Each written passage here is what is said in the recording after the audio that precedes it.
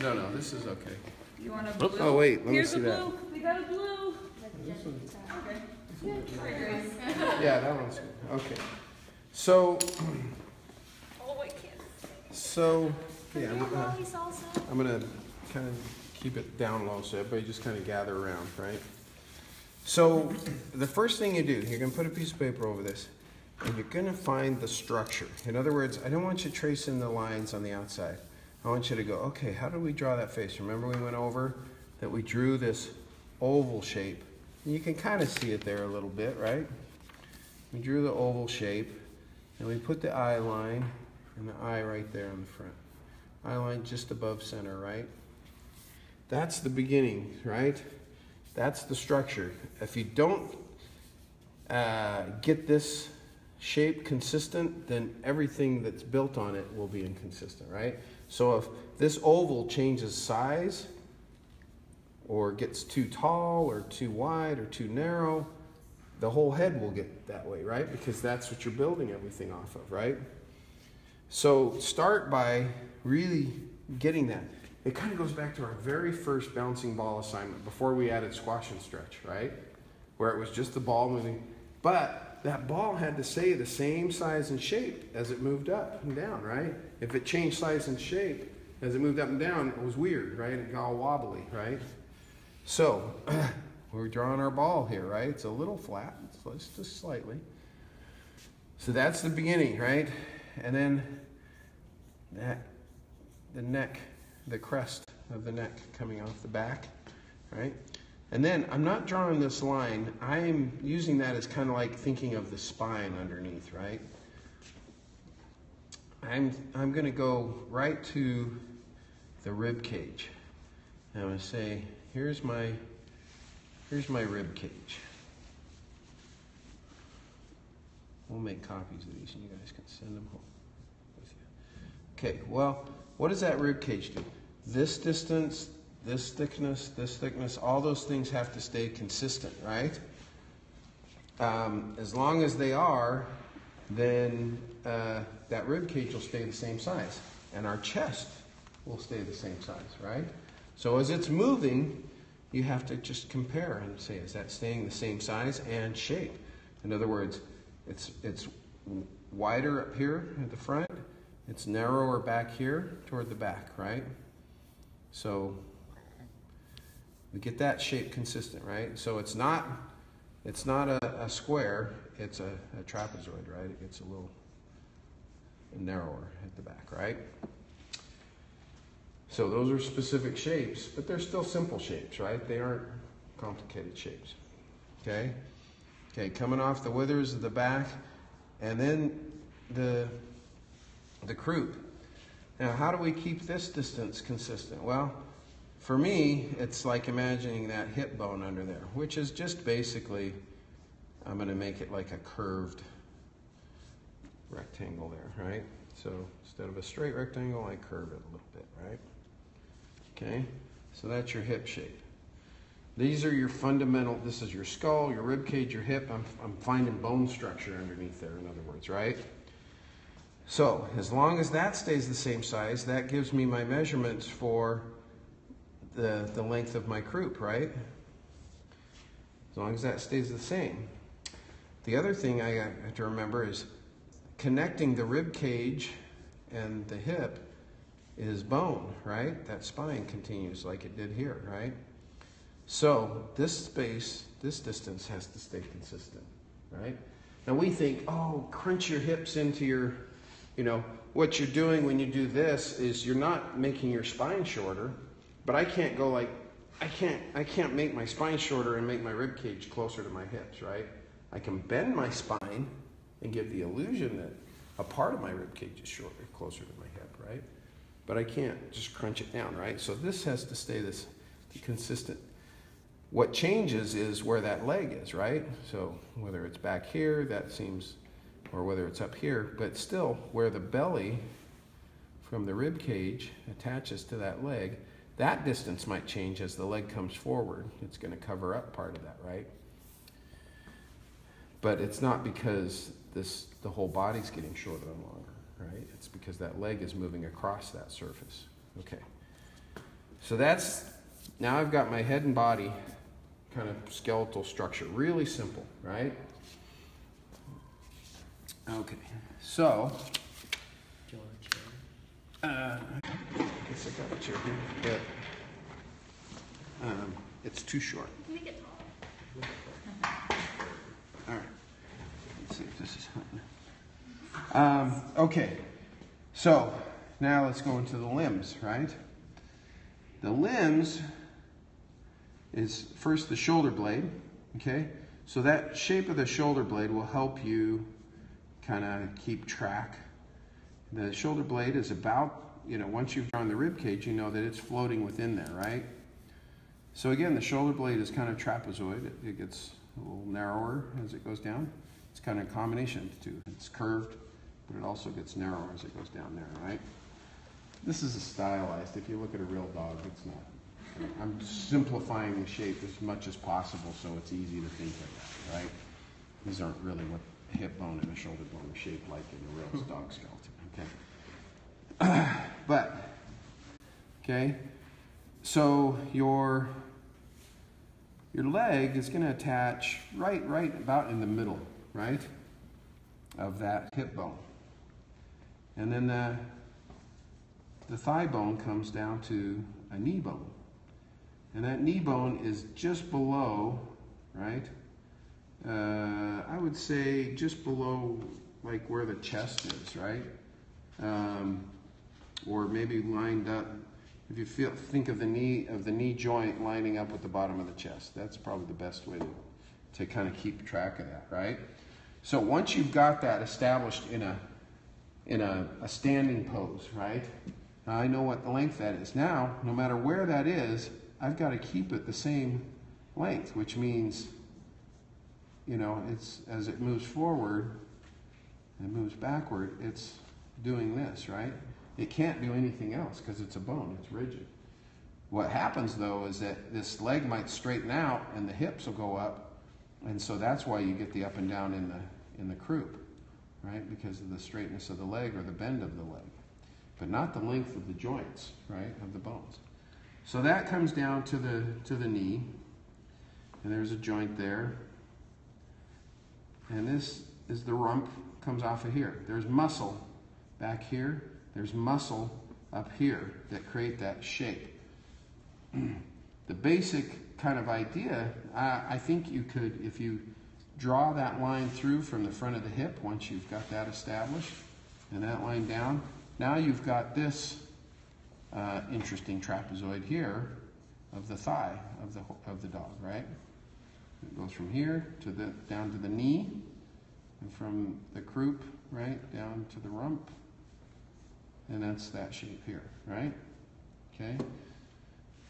Really tapers down, right? It's narrower from here to here than it is from here to here, right? So now our next bone is pretty kind of the same length as the thigh bone. So it's actually a pretty long bone that goes down to the hock or heel. So this is now going to reverse here down to that hock, and we know where that stands because if we measure that length and match it with this length, it's going to be the same, right? And we got a little turn here at the knee joint from the rump, these muscles here, to this muscle group here, right, which go this way. These muscles kind of curve this way, and these muscles go this way. So it creates a change of shape, right? And then the knee up in the front, being close to the surface here, causes a turn here. So this goes here and then turns here, right? But that tapers again. So this shape from here to here is getting narrower, right? And then finally, we have the hock down to the pastern, feet, right? That is shorter than those other two, right? So these two, once you draw the hip in, this length is the same as this length, and then this last one is short, right? So maybe 2/3 of that, of the length of these two bones, right? So it's a shorter bone coming down to there. Okay. Now again, this distance, this reverse curve where the belly comes up from the rib cage. Again, the rib cage, you keep that shape consistent. You remember that shape, and you're keeping that consistent. Then everything that you build on it will stay consistent, right? Okay. So same with the head. Okay. So let's do. And then the tail just comes right off of there, right? I'm going to draw it a little lower because I drew that rump a little lower. Okay. All right, so we've got this. We've got to reverse this right here. And then we've got this. And we've got this. So we have definite curved long lines to a turn, a change, right? So this comes down right to there and meets. This comes here, and then where the rib cage and the spine kind of meet, that creates a new curve. And then where the hip bone hits, that creates a new curve, and then the rump creates a new turn, right? A new angle, corner there. So little corners here we're finding along the way, right? Okay. We keep that distance consistent, we keep that distance consistent, we keep that distance consistent. It helps if we know what's going on underneath to do that, right? As long as that shape stays consistent, that'll help us with these distances. Okay. Everybody understanding this? Is this making sense to you? Yeah. Does it seem doable? Drawable? Yeah? Okay. All right, so let's do the other leg and then we'll come back to the face. Okay, so we got the shoulder blade here. The ulna, or upper arm, attaches right at the bottom of that shoulder blade, right? And it's a very short bone that comes down to the elbow. Now, that shoulder blade and then the shoulder joint there, where the ulna attaches, create the shoulder in the front. So it's not this, right? It's a very specific, it's coming here and then has a rounded corner, right? That's down low, do you see that? So if I draw it this way, I'm drawing it wrong. If I draw it this way, I'm drawing it wrong. It's down here and then that's a short. So we got a long and then a short.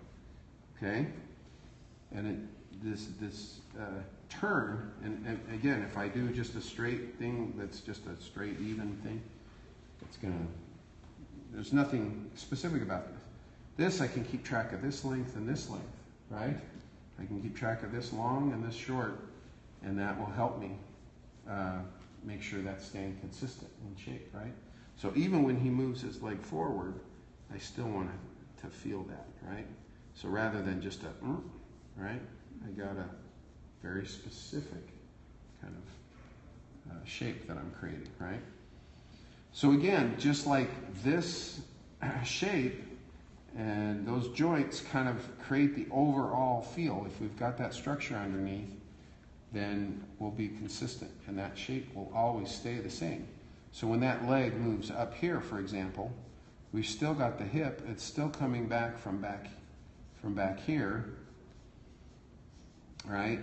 But now the leg is forward, but that still comes from the same place up there. This still comes from back here. It turns at that hip. I'm making sure those two bones are the same length, right? And down to so even when that foot lifts up, right, I'm keeping that shape consistent. So again, there's a pendulum kind of thing there going because that doesn't change. But this will go from straight, right? Right, we got those three bones to bent. Okay, and therefore it appears to be short, right? Because everything is bent and everything is straight here. The bones never go completely straight. You'll never see the hip to that, to that, to that. There's always some bend to it, right? It can't because of the way it's attached to muscles and things. They can never go completely straight. But even if I do this, the impression is fairly straight, right? Right? So it feels straighter, and this feels different, right? But it isn't perfectly straight. It's still got a little curve to it, right? Even when it's stretched out, even if I were to bring that foot back there, I still got a little, right? Super stretched. Never get that perfect straight. Okay, so back to our front leg.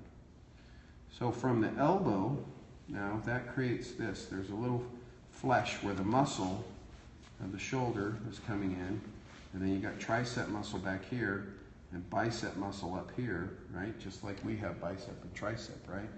You have this tricep that comes down here. But with the skin over it, it's going to be more, if I were to, see the real, if you had a real muscular dog, you'd see this muscle of this shoulder back here going into that. Okay, so, but we only really see this part. We don't see this part up here. We only see this part because that's all under skin, right? In a lion, you can kind of see it. They got, you see, oh, this great latissimus dorsi, really fit lion, coming up here. You got this great thing. But in dogs, generally, you don't. Maybe some greyhounds, you might see it. Some really lean dogs, Most dogs, you don't. They're covered with the fur kind of obliterates it and stuff. I see all these muscles in my dog's back leg, and he's a golden retriever, but we shave him close because he's in the house. But he's a little chubby, so we don't have good. But he has really muscular legs. I don't know. Anyway, so we got this shoulder, right? We want to be, this is the one, not these. These are all wrong, right? Not this, this is the one, right? So this idea stays the same no matter what, right? Now we got this bone that comes down here, right? Which is from the elbow to the pastern, which is the wrist, right? So this little, you got a line that comes down here and then it turns in just a little at the bottom. So in other words, if you just do this, it's not good. You want to do this and then have a little turn, right? At the bottom. So this is bad, this is good. Everybody see that? Yeah. In the back, it's pretty straight, but again, that shape tapers down. So we got a shape that goes like this to make that front leg. Now because of this slight curve to that front, it feels like this is really bent, but it isn't. It's just the musculature that makes it feel that way. Same way with our forearms seem to be curved the other way. So I have elbow here, down to my wrist, my hand here, right? We feel this curve, but the bone in there is pretty straight. It's the way the muscles wrap around the bone, right, that create that sense of the curve to our forearm, right? Same with dogs. So there's just a slight curve because of the musculature of that forearm in the front. But then, again, we want turn at the bottom, not just a straight, simple, right? That will help us, right? And then, again, see how that kind of drops down a little bit? It's not a straight thing. It drops down here a little bit, right? That's going from the wrist to that. I don't know if you, in a dog, if you'd call it the same as a horse, but fetlock, basically here, right? But we just call it the pastern. That's that small joint right there. So that's that shape, right? So we got this shape, which is we got this shape coming up here down to this shape. So we're seeing some similarities, right? But it's positioned differently and proportioned differently. But you've got a wider shape that tapers down to another wider shape that tapers down to another wider shape that tapers down, right? So we're getting narrower as we get down to the paw, just like we did up here, right? This tapers down to a little thinner here. This tapers down to a little thinner here. When we get to the paw, we're at our narrowest point. At the pastern in the front, we're at the narrowest point, okay? And then this paw. Okay, is that clear to everybody? Yeah? Okay? Okay. So now I'm going to go up to the hip. So the neck is narrower where it attaches at the head, right, which is here, than it is in the front, down where it attaches, here, okay? I'm going to rub these down just a little bit so you don't confuse which lines are what. These are just measurement things. Okay, I'm going to put them up here. Ding, ding, Dink, dink. Dink, dink. Dink, dink. Now that's more clear. Okay. So, and I'm going to, at the end, I'll do a nice darker drawing over the top of it. With this pencil, maybe. I might pick another one. I don't know. Just be spontaneous. Anyway, so the thing about the neck to remember is that it's narrower where it attaches at the head than where it attaches at the shoulder.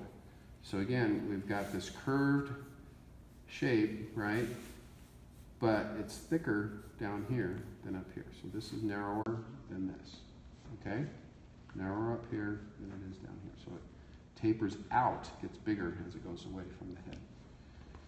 So really, the thickest part of the body is the chest, and everything that comes from the chest tapers down. The front of the body to the back of the body, the limbs taper away from the body, smaller. From the chest up to the head tapers down, right? Okay. So I can draw any kind of muzzle on this dog, and he will become a different dog, right? If I want to, but they all have this little brow. Dog's eyes, we kind of had this talk. Predators' eyes are set in the front of their heads, because they have to have binocular vision. You know what that means? It means they can see depth, right? You put 3D glasses on a bird, and it won't make a difference. They still can't see 3D, right? But a dog will go, whoa, 3D, you know. Okay, so dogs can have depth perception. Prey animals don't. Prey animals are on the side of their head because they need to have a wider field of vision, right? So a prey animal has, we have, our peripheral vision's like this, right? A prey animal's peripheral vision is like from here,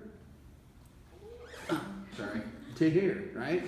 They've got a really wide peripheral vision, but they don't have depth perception. So this is why birds move their head, because the only way for them to tell depth is to get that perspective change. When I do this, I can see the desk moving, so I get the idea that you're closer than those desks. But if you're not moving, right? So like deer, you see a deer, you can talk about that phrase of deer in headlights. The reason they freeze when they see the headlights is they're trying to gauge how far you are. And if you're not moving, they can't tell how far away you are, right? They have to either walk towards you or away from you, or you have to move, and then they can start to perceive, okay, he's closer than I thought, right? But when everything's still, they can't see. What's that? Okay, I'm gonna die. Yeah, basically, yeah. So I used to hunt, right? Growing up in Colorado, we hunted. And it was so interesting because you could walk right up to a deer and it'd freeze as soon as it saw you. Sometimes they'd jump off, but a lot of times they'd just freeze, especially if it was a buck. And if he had a herd, he would freeze because he was trying to assess the danger for his does, right? So he'd just freeze and stare at you. And you're like, he's just like setting himself up, right, for meat. And so it was real easy, but that's what they were doing, right? They couldn't tell how far away we were. My dad and I were walking up this dirt road hunting, and this buck walked right out in front of us, just crossways from us. And as soon as we saw it, we stopped, right?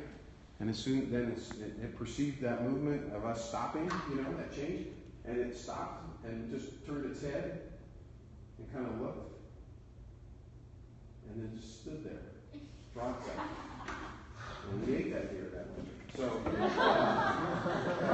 because he just, as long as we didn't move. Now, if we would have moved forward, sideways, any way we would have moved, he'd have took off because he could have tell. We were 25 feet away from him. We were really close to him, right?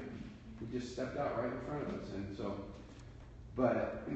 so prey animals can't perceive that. All right. So there's a little ridge there, brow ridge, that lets you set the eyes on the front, right? That's what that is. If I want to make this a lab, I can do a straighter, kind of muzzle, and it's a lab, Still got the floppy ears, or whatever, maybe a little shorter. Okay. I can make a lot of different dogs with the thing. I like the boxer, so I gave him the little upturned stubby nose, and then the heavy jowls, right? But that's basically that. So understanding that, you got the brow ridge. So this curve of the head is just the circle. The brow ridge comes off of that, just a short straight line, and then drops down to meet the front of that circle, right? As soon as it meets the front of the circle, it's going to turn out and up. Right? So we get this, and that's the nose, right? That's where his nose would be if he was a dog, right? Okay? And then he's got these heavy jowls that are hanging down. Now, his mouth is here, his bones are probably here, but he's got the heavy jowls hanging down, and that's why I do that, right? So basically, this distance from the nose is a little shorter than this distance going down to the jowls. And then the jowls are going to come up and meet the bottom of that circle again. So you start to see if that circle changes thickness this way, then this is going to change thickness this way because it's dependent on meeting that circle, right? If it changes thickness this way, then the head will get shorter and narrower, right? So we have to keep track of that kind of stuff, right? So this line here at the top is shorter. See, on that one's longer, and then a short curve back up to the circle, the cranium circle. Okay. So the ear. The last thing is the ear. We don't draw a nose or mouth or anything because we don't need those details. Is it comes off right where the crest attaches to the back of the head. So that same place, I'm going to draw that ear coming off of there, right? And I'm only drawing, I'm not drawing the whole triangle of the ear. The crest comes to here, so I'm only drawing from where the crest is back, and then I'm going to drop it down and in, like that. And then where it comes up in the front, I might put a little curve to that, a little less curve, make it feel floppy. And that whole thing creates the triangle shape, right? But I start where it comes off from the skull, and then drop it back in. Okay, so I got a straight, kind of a straight curvy, but it's a short straight, a long, semi-straight, and then an S curvy thing coming up there. So that's my ear, and that's everything. That's the whole dog, right? Let me do a close-up of the paws, right? So the paws are basically, and again, a real dog's paws kind of go like this, right? That's a real dog's paws. But I'm exaggerating because I want that shape to be really easy to see and draw, right? So coming off of the pastern here, right? We got that and that. I have that move up a little bit, right? It's just It's because it's okay. And then, so that's the outside toe, and then I'll draw an inside, or the middle toe right there. See, and then I'll draw from the profile. We'll only maybe see one toe on the outside. Usually, this is how I draw the far feet with just with two toes showing, and then near foot just to make it clear that it's a near foot. I'll do this. And what this does is it'll give just the slight impression that the near foot is maybe turned slightly toward us. But it's really, if you look at your fingers, how you've got a long finger, shorter finger, and then a shorter finger. If you look at a dog's paw, right, they've got the same thing. They've got a paw here, a toe here, a long toe, shorter toe, shorter toe. So it creates that same shape. So when I see it from the inside, the dew claw's up here, right? So you don't see, that's not, forget my thumb, right? I'm only seeing, if I look at my finger from a profile, you only get these two fingers, if I can get my fingers perfectly lined up, right? But if I look from the outside, I get three, right? So these near paws, we're seeing the outside, we're going to see a third toe, okay? So we got three from the outside, and this is the inside. All right, outside. Okay. All clear so far? Okay. All right. I think what I'm going to do instead of copy is I'm going to go have somebody scan this, and then drop it in the Dropbox in our in-class demos. Okay? That way you can pull it up. You don't have to worry about using your copy, right? Okay. All clear so far? Because that's kind of the end, right? Kind of gone through the whole dog. Pretty good. All right, so what I realized is the first night I did a really quick basic thing. This is a much more detailed, right? All right. This is what you call a chalk talk. This is what we call a chalk talk, right, in business. Because in the old days, they draw it on the chalkboard. Call it a chalk talk. Now they don't. They have chalk talks, but they just talk about tools and technology now. They don't. They talk about use the inner control here to do this and that kind of stuff. It's not the same, because they don't have to know how to draw it, right? We have to know how to draw it. So, all right. It's messy now, but you all follow along. I think you hopefully can remember